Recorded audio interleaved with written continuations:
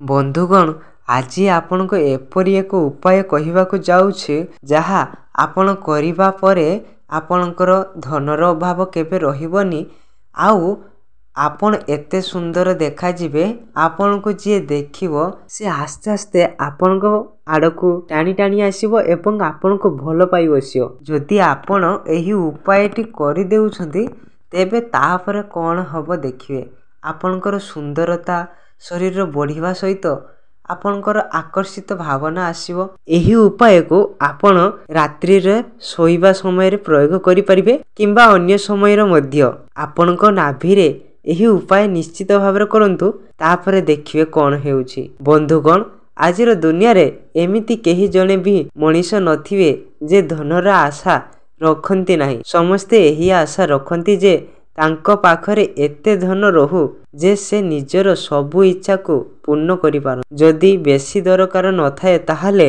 मध्य सेमानकु एतिके धन जे दरकार निश्चित होई थाए सेइथिरे से निज सह निज परिवार को भलरे पोषि पारिबे। किछि लोक धन पाइबा पई भल रास्ता बाछंती एवं बहुत बहुत कठिन परिश्रम करंती एवं सेही ठारे आउ केतेक लोक निज स्वप्न पूर्ण करिबा पई खराब बाट को बाछि नियंती। बहुत स्वामी मानक पाखरे देखिथिबे आपण माने आपणको स्वामी पाखको पैसा आसुची हेले बेसी समय जाए सही धन तांको पाखरे तिष्टि रहू नाही। एही भली परिस्थिति मध्ये एही उपाय व्यवहार करि परिबे। एही प्रकार समस्या ठारू बंचिबा पई आमे आज आपणको पई किछि एपरि उपाय आनिछु जहा प्रयोग करिबा द्वारा आपणकर एही समय दूर होइजियो। कहा जाए जे मनीषंक जीवन मनर प्रभावित होई थाए आ मन चंचल अटे। मन मुख्यतः शरीर शतचक्र द्वारा प्रभावित होई थाए।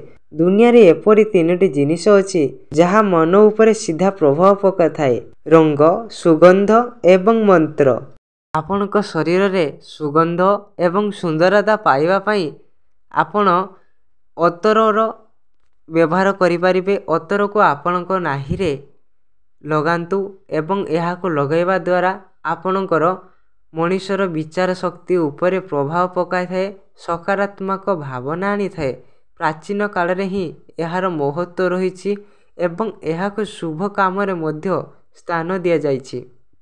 आमे आज आपण को आउ एक उपाय बतैबाकु जाहुचु जहा करिबा पई आपण अत्यंत शुभ रहिबे। आज आपण को एक उपाय बतैबो जहा को करिबा आपण को पई अत्यंत शुभ रहिबो। एही उपाय को आपण को निज नाभि ऊपर करिबा को हेबो। आपण नाभि रे सुगंध आपण शरीर रे पाइबा पई रात्रि रे सुइबा समय रे अतर होची लगेई कि नाभि रे सुई जांतु। तापरे देखिबे आपण शरीर बास्ना हवा सहित चमक होई उठिबो एवं आकर्षित भाव आपण प्रति समस्तंकर आसीबो। प्राचीन कालर ही एहार महत्व रहिछि एवं एहा को शुभ काम रे मध्य स्थान दिया जाइछि। जदि आपण सब समय रे चिंतित रहुथांती तेबे आपण शांति पाई मध्य अष्टगंधार अतर आनी सबुदिन निज नाभि रे लगांतु एवं चमत्कार शांति अनुभव करंतु। एहा सहित एहा करिबा द्वारा घरे रे वास्तु दोष मध्य कटि जाइथे। तुइबा पूर्वरु नाभि रे चंदन किंबा गुलापर अतर लगाई के सुई जांतु आपनकु राति रे नींद बहुत भल आसीबो। जदि प्रतिदिन गाधेइबा परे आपण चंदनर अतर निज नाभि रे लगांती तेबे मान सम्मान बढ़िबो एवं आपनक प्रेम जीवन रे एहार खूब भल प्रभाव पड़िबो। धन आसीबार बहुत बाट खोली जिवो।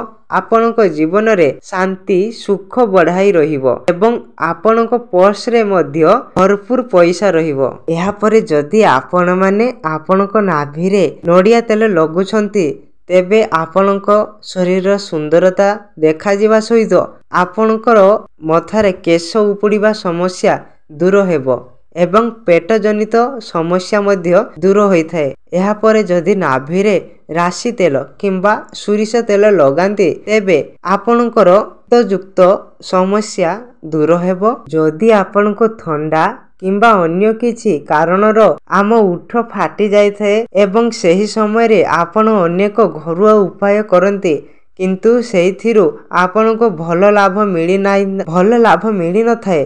କିନ୍ତୁ ଯଦି ଏମିତିରେ ଆପଣ ନିଜ ନାଭିରେ ସୋରିଷ ତେଲ ଲଗାଇକି ଦେଖନ୍ତୁ, ଏଥିରେ ଆପଣଙ୍କର ଓଠ ଫାଟିବା ବନ୍ଦ ହୋଇଯିବ। କୌଣସି ଔଷଧର ଆବଶ୍ୟକ ରହିବ ନାହିଁ। ଉପାୟକୁ ନିଶ୍ଚିତ ଭାବରେ ସ୍ତ୍ରୀ ଲୋକମାନେ ବ୍ୟବହାର କରନ୍ତୁ, ଯାହା ପରେ ଦେଖିବେ ଆପଣମାନଙ୍କର ଭାଗ୍ୟ ବଦଳିବାର ଲାଗିବ।